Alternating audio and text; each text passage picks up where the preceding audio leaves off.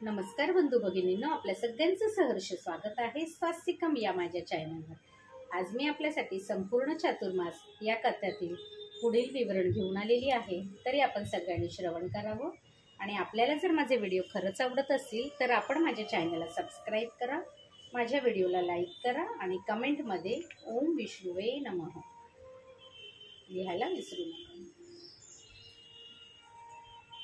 धर्म धर्म किंवा धर्मण हा शब्द ध्रुव या धातूपासून व्युत्पन्न झाला आहे।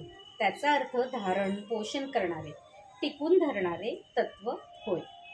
धारणात धर्ममित्याहू धारण करतो तो धर्म असे म्हणतात। धर्माने प्रजेचे धारण होते, याच कारणाने सर्वस्थावर जंगम त्रैलोक्याचे धारण धर्म करत असतो। धर्म सत्य प्रतिष्ठितम, मानव समाजात धर्मश्रेष्ठ आहे। धर्मातच सत्य असते।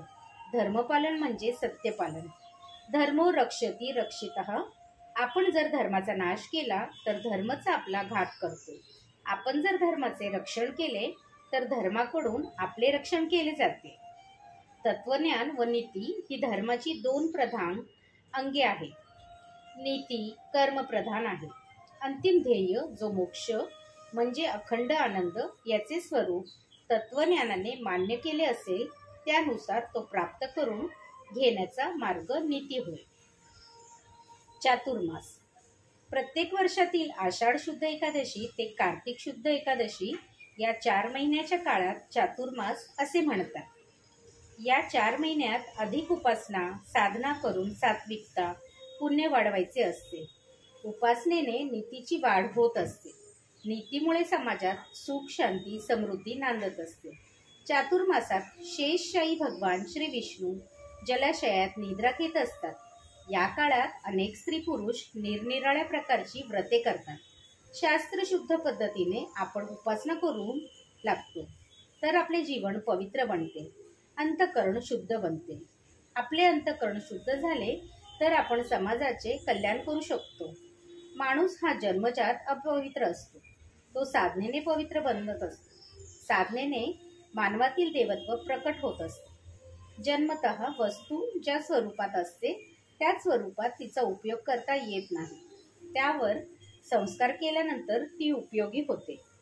खाणीत हिरा सापडतो तो शुद्ध केला जातो।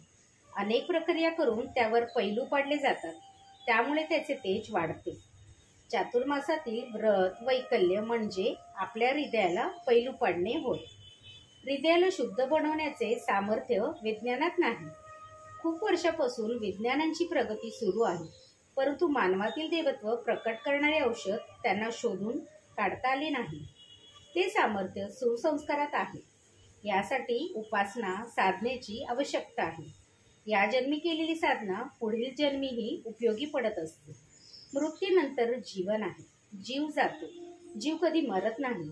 संस्काराचा सुगंध घेऊन जीवात्मा पुढील देहात प्रवेश करते। ओम विष्णुवे नमः। श्री विष्णु पर्णमस्तु। शुभम भवतु शुभम भवतु शुभम भवतु।